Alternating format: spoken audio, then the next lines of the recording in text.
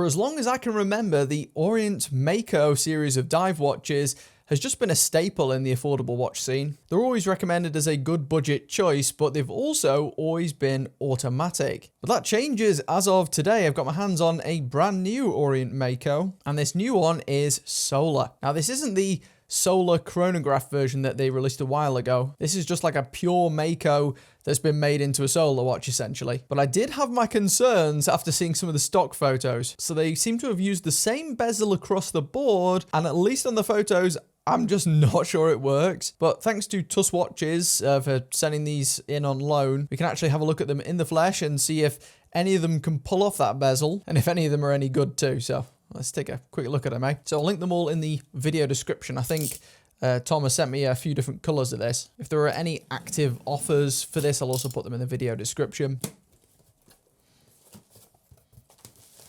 Here we go. Well, it looks like Tuss Watches has some cute Christmas packaging. Look at this.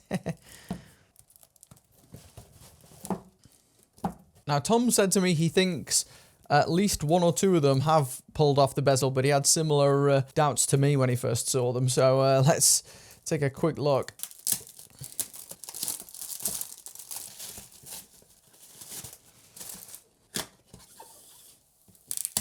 It's like Christmas days come early to an extent.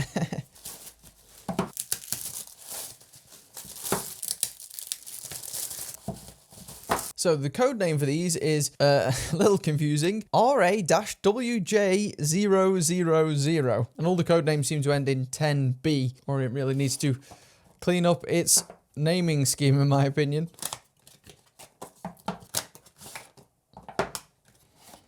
I wonder how long the original Mako has been out since, because it's been out a long time, and then the Mako 2 was out for a long time too. The wait has been pretty long for this one. Okay, so we've got blue, green, ivory, and brown from the looks of it. Now let's take a look at them. I will say straight out of the box, they look better in person than I was expecting. The bezel may still be a problem though, but we'll take a look at that. So here to start with, we have the blue. And this is like almost like a denim blue, to be honest. In person, it's much lighter than on the stock images, and arguably better.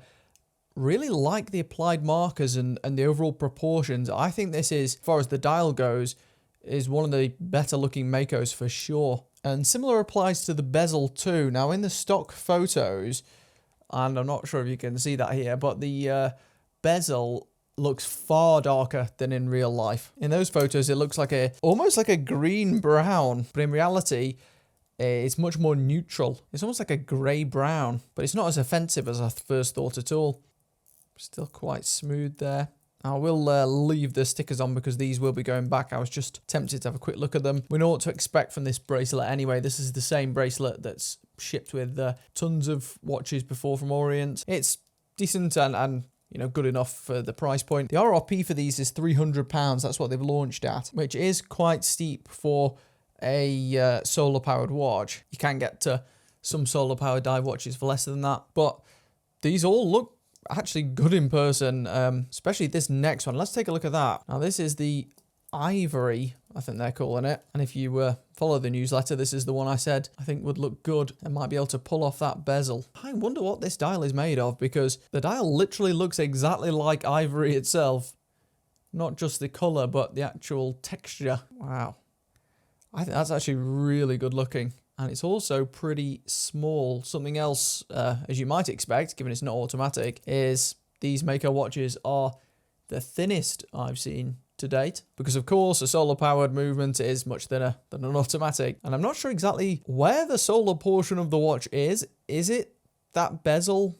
Hence why it's making use of the same bezel on every unit? Or have they masterfully crafted the dial? But yeah, I think that one's very unique. I think the blue is more traditionally attractive and maybe more versatile, but this ivory one is unlike anything I've seen and definitely works with the bezel relatively well. Case finishing is very similar to the other Orient watches. Got that same polishing on the sides and the brushing on top, and it's definitely not industry leading. You'll get better from some of these Chinese brands, but it's certainly good enough, I'd say. And yeah, that dial is pretty special.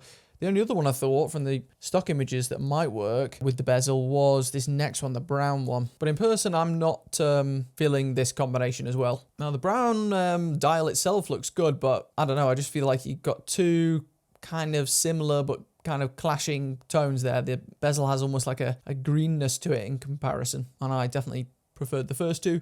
The dials themselves are good though. I don't know whether it's the choice of dial color or the crystal itself, but the crystal is seemingly less intrusive than on some of the previous Orient watches. Now, many of the previous Orient dive watches suffered from pretty extensive crystal glare, which lowered the contrast of the dial. And actually, I think the Solar bit might well be the full dial, because I'm not sure if it comes across on camera, but in person you can see like a double of the logo sitting beneath it, like a shadow of the logo, which is what you'll often find on these Solar watches. They have like an extra panel, and that is what you get with this brown one. Didn't notice it on the ivory one though. No, the ivory one has better legibility for sure, especially at angles. You can see the difference there.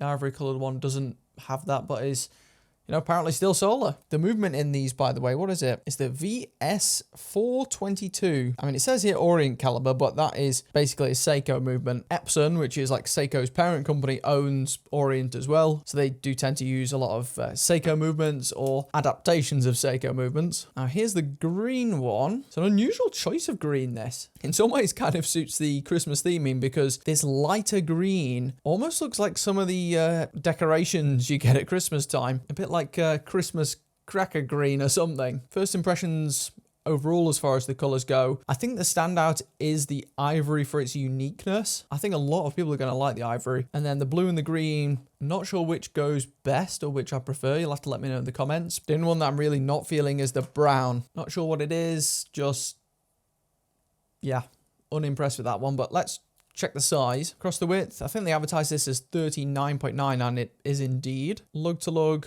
just over 46. I said before it's the slimmest Mako. It's still not super slim. It's 11.3 with that flat crystal. I think the crystal's raised a touch, maybe like a 11.2 without it or something. There's a look at the blue one on the wrist.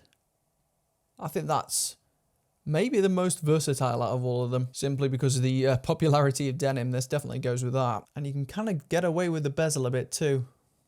Almost has like a steel bezel look about it. Overall, it fits similarly to the Mako Sport or the Mako 40, I would say. Maybe a tad larger than that model. And my 6¼ inch wrist is still not quite capable of pulling this off, I don't think. And it's a shame, because I would have been very tempted by this super neutral ivory vibe here with this one. Doesn't look quite like anything else, and I feel like I could pull that off with almost any color combination in my outfit. And it's still got the rest of the good specs. Still got the 20 bar water resistance rating. Yeah, still not 100% feeling that one. Not sure why you choose this over some of the other ones. And then here's the green, and I think this one could kind of go either way depending on your preference. This is probably the third best, I would say. And we'll test the lume in a moment, see if that's changed at all from the original. Now, while they've had some banger designs the last few years, Orient have never quite been as good as Seiko in terms of luminescence. But I've got these two side by side, the blue and then the ivory, just because that one has a slightly different